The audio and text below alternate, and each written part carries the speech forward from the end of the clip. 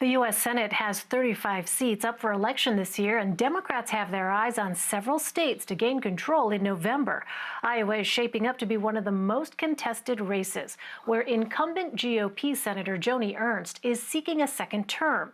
She has seen her approval rating drop in recent months. 4 Democrats are vying for her seat. The Democratic primary is next week, and the winner will face Ernst in November.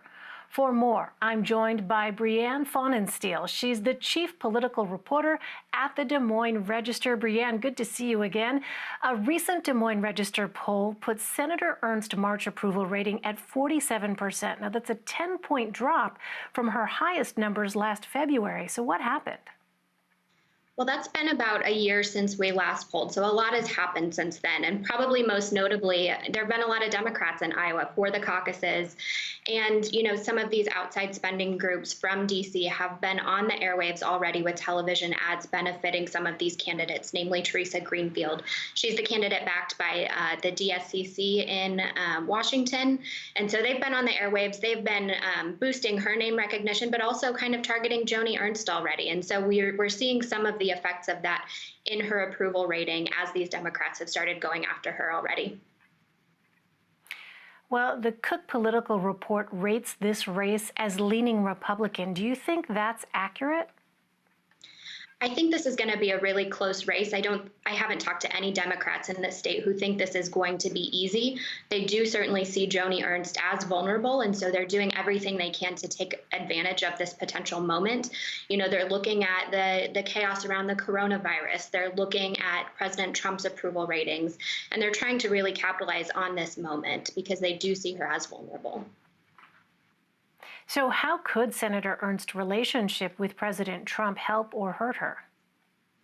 Iowa's a really interesting state in that regard because President Trump is still very popular among Republicans here. And so Senator Ernst has kind of walked a really fine line in the past. She wants to embrace him. She wants to be supportive of the president.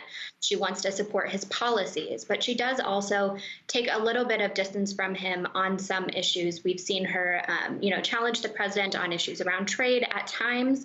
Democrats, of course, will say she doesn't challenge him nearly enough.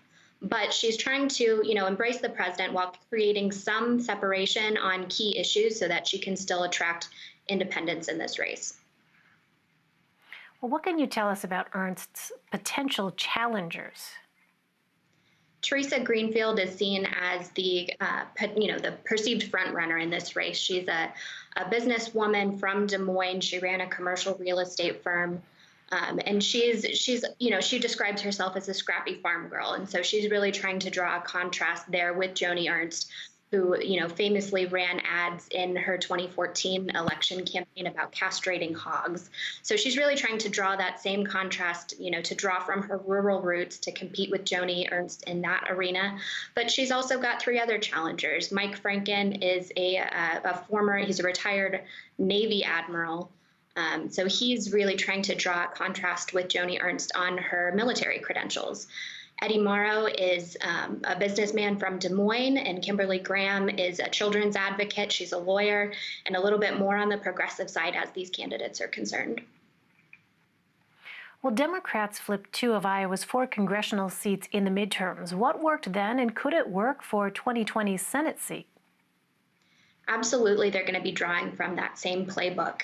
These were 2 Republican-held seats that Democrats flipped by adhering really closely to the same playbook that we saw all across the country. Democrats really focusing on health care and on maintaining access to health care and coverage. So I think we'll see a lot of those same things resonate, and we're going to see it played through the lens of the coronavirus. They're going to be talking about how critical access to healthcare coverage is right now. They're going to be talking about the ways that the federal government's response to this pandemic has fallen short in their eyes. So I think we're going to see them play it down the middle. Iowa Democrats tend to go for pragmatic folks who are a little bit more moderate than on the progressive side. So I think we'll see that play out in the Senate race as well. So you mentioned the coronavirus. Just as Governor Kim Reynolds is allowing businesses to reopen, health officials have confirmed an outbreak of over 500 cases at a Tyson pork plant. Where is Iowa on testing for COVID-19, and what measures are in place to prevent its spread? Iowa is in a difficult position because we are still seeing substantial spread across the state. Every day we're seeing several hundred new cases. The state has really ramped up its testing. They're trying to get a handle on where this is spreading and how they can prevent it from spreading. But as you mentioned, Iowa is home to a lot of meatpacking plants. And these are areas where we've seen this spread substantially because it's just so difficult to maintain any kind of separation within the facilities. We've seen the president say that they should remain open because it's a critical infrastructure service. We need to protect the nation's meat food supply.